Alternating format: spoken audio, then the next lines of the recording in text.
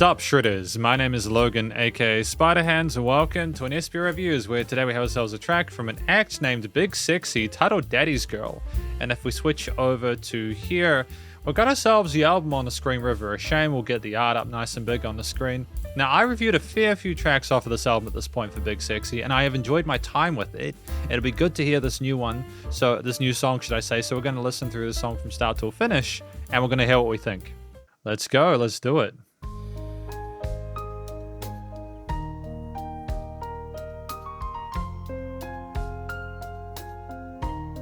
Oh, good job with that last one. I thought it was going to be, you know, that very common one.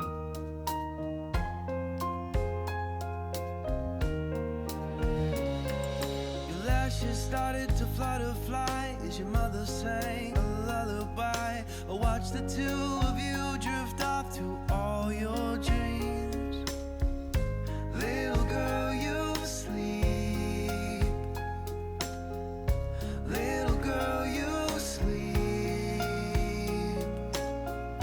Little girl, you sleep. These are memories Daddy will always keep.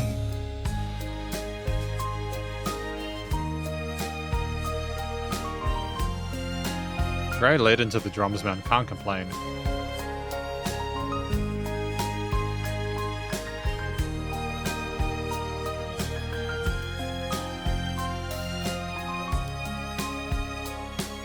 The playground can be hazardous, lots of bruises and some bandages. You skinned your knees, chasing that boy who stole your ball. Little girl, you weep. Little girl, you weep. Little girl, you weep. These are memories Daddy will always keep. Yeah, minor turn though, man.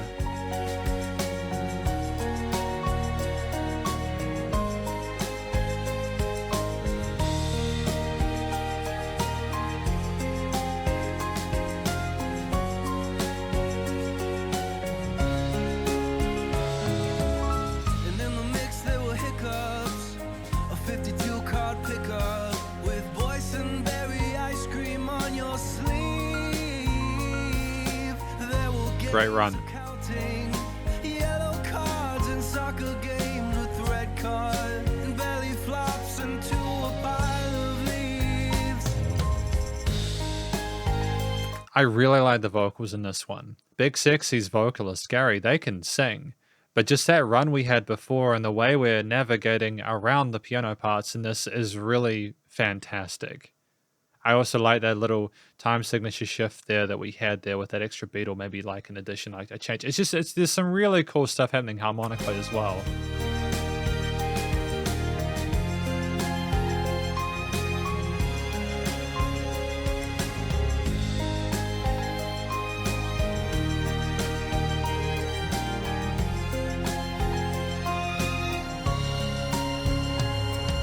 You were my sweet girl from the start to the sacred day that grips my heart. I see you in your wedding dress, standing in the aisle.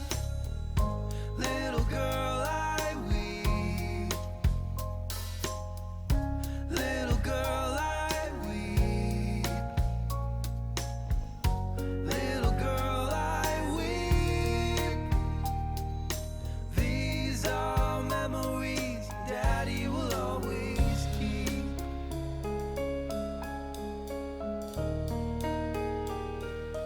Daddy will always keep. Very unison with the ride and piano there.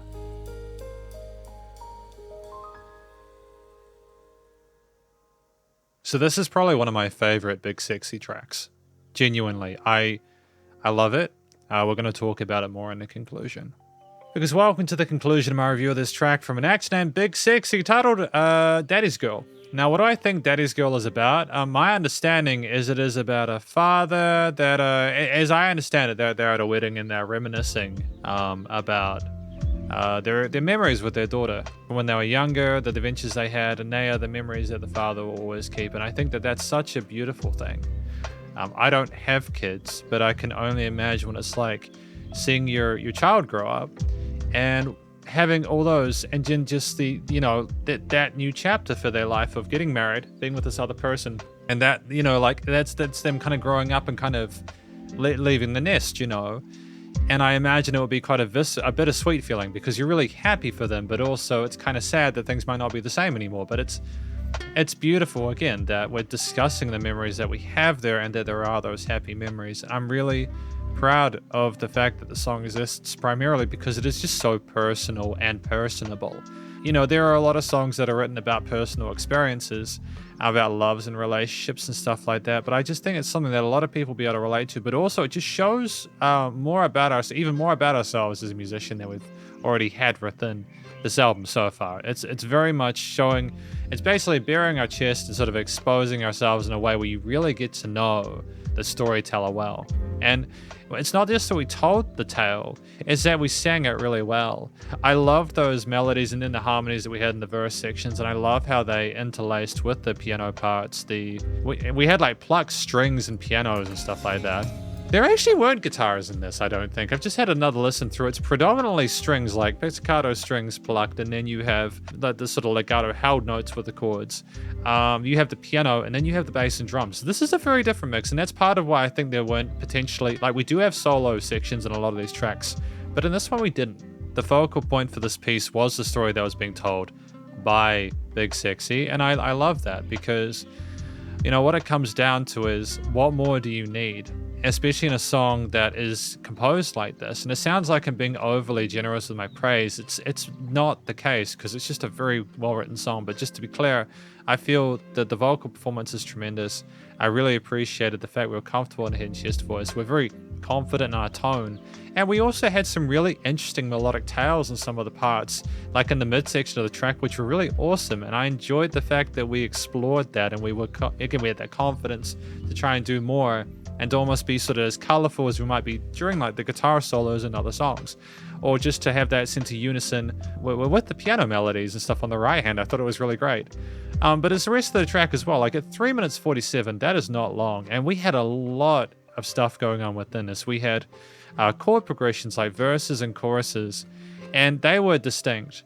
And what I adore about the song is that we didn't just stick with like one bass line. At the beginning, the reason there's a very kind of common bum bum bum bum bum bum bum bum. Like we did the second one of those, not the first. The first one's a very common progression, and it's good, but I just feel like it would have, in my opinion, cheapened it to have gone for the easy option. We kind of looked back into ourselves, and that was the first indication that we weren't going to take any little steps. We had unpredictable chord progressions there. We'd kind of go minor and major, and it was almost like we were reflecting on things, and our emotions fluttered down and up. We went between different moods as if we were processing stuff in real time, and that the choices of chords within those harmonies, I think, reflected the journey that we were on at that wedding, watching our daughter, get married, and reflecting on those experiences. I feel like that is meant to represent that in a way that's very, very satisfying. And again, the lack of solo sections, I think, just allowed us to really sort of absorb the tale that was being told. Was some really elegant, interesting piano parts there, the arpeggios on the chords, the exploration of those on the right and the left hand there. Some very delicate melodies that were very articulate, and they were very elegant.